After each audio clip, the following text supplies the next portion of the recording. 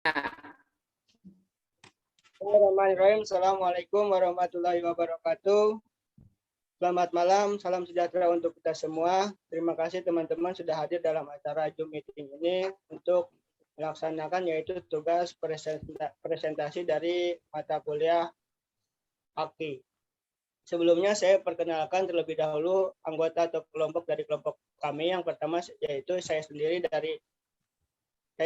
Ali Abdullah dari HK19C, ada Bang Niko dari HK19D, dan yang terakhir yaitu Bang Andri dari HK19T.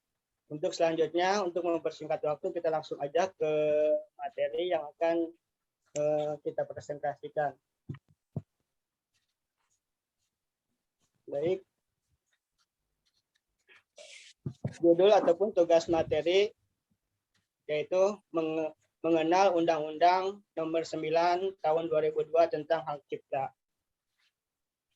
Pada pasal 1 angka 1 Undang-Undang Hak Cipta menerangkan bahwa hak cipta adalah hak eksekutif pencipta yang timbul secara otomatis berdasarkan prinsip deklaratif setelah suatu ciptaan diwujudkan dalam bentuk nyata tanpa mengurangi pembatasan sesuai dengan ketentuan peraturan perundang-undangan. Pada pasal 10 Undang-Undang Hak Cipta menerangkan bahwa ciptaan yang dapat dilindungi hak cipta meliputi karya di bidang ilmu pengetahuan, seni, dan sastra. Bisa dilihat yang pertama yaitu contohnya buku, pamflet, perwajahan, karya tulis. Yang kedua yaitu ceramah, kuliah, pidato, dan ciptaan sejenis lainnya. Yang ketiga itu alat peraga yang dibuat untuk kepentingan pendidikan atau ilmu pengetahuan. Dan lagu juga termasuk atau musik dengan teks atau tanpa teks, yaitu drama juga masuk. Yang terakhir yaitu karya seni rupa dalam segala bentuk seperti lukisan dan lain-lain. Selanjutnya yaitu fungsi hak cipta. Mengapa seorang perlu mendapatkan hak cipta atas karyanya? Tujuannya tidak lain untuk melindungi karyanya yang telah diciptakannya.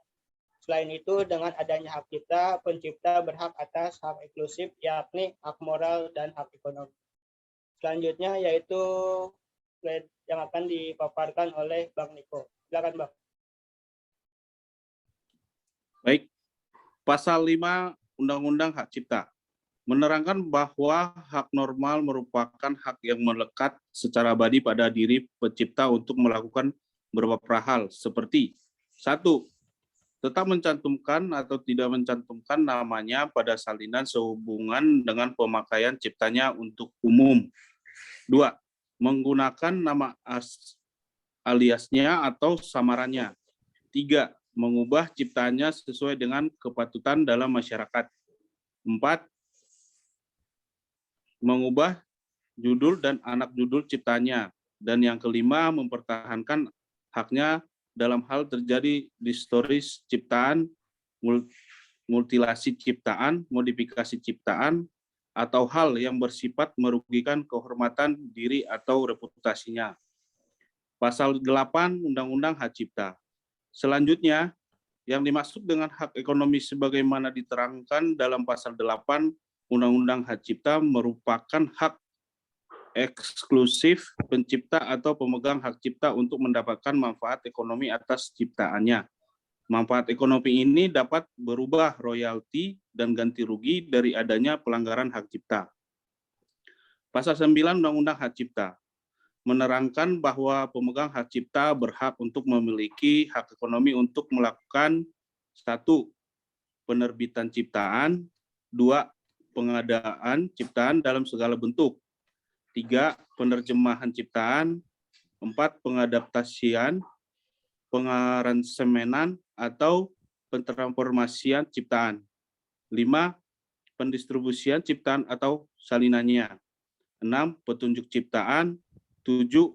Pengumuman ciptaan, 8. Komunikasi ciptaan, dan yang ke-9 penyewaan ciptaan. Pasal 95 Undang-Undang Hak Cipta. Sebagai upaya melindungi karya, adanya sengketa dan atau pelanggaran akan hak cipta dapat diselesaikan melalui prosedur hukum. Pasal 95 Undang-Undang Hak Cipta menerangkan bahwa penyelesaian sengketa hak cipta dapat dilakukan melalui alternatif penyelesaian sengketa arbitrasi atau pengadilan. Selanjutnya dilanjut sama Pak Andri. Oke, terima kasih. Nah, selanjutnya sanksi pelanggaran hak cipta. Menurut Pasal 72 Undang-Undang Hak Cipta, bagi mereka yang dengan sengaja atau tanpa hak melanggar hak cipta orang lain dapat dikenakan pidana penjara paling singkat 1 bulan dan atau denda paling sedikit 1 juta rupiah atau pidana penjara paling lama 7 tahun dan denda paling banyak 5 miliar rupiah.